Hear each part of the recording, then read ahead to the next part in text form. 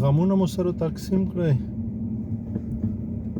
یو د بل غم ته ورسیږئ، یو د بل درد ته ورسیږئ، یو بل سره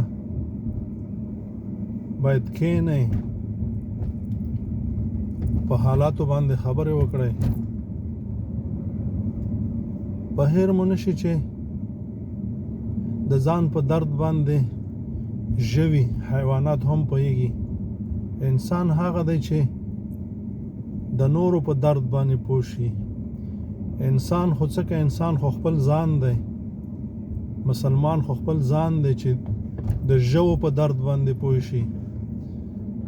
د ځانونو سره، د کورنۍ سره، د خپل ولس سره، د خپل قام سره، د خپل ملت سره، د خپل خاورې سره ظلم مه کوئ، خیانت مه کوئ.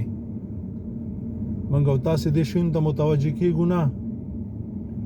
واړه واړه ګناهونه وي چې خدای پاک په هغې باندې په موږ او تاسې باندې عذابونه راولي. عذاب دا نه وي چې د پاسه د اور تندر یا د اوبو تندر یا د کاڼو تندر راوغورځېږي.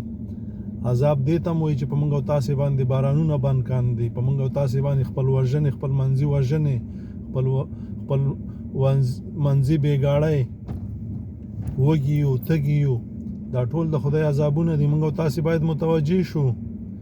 پرون ما کتل یو ښه ګیرور سړی دی، سپی د لکۍ نه نیولی، تاوی تاوی تاوی تاوی تاوی چې په خپله مور باندې سر وګرځي او هغه سپی هم چې وغورځېږي هغه باندې سر بیا ګرځي. دا ژوي دي، دا د خدای پاک امتحانات دی په موږ او تاسې باندې. دا ټول نعمتونه دي. تاسې باور وکړئ چې دا څومره ژوي ګورئ، دا د خدای پاک لخوا موږ او تاسې ته ډالۍ دي.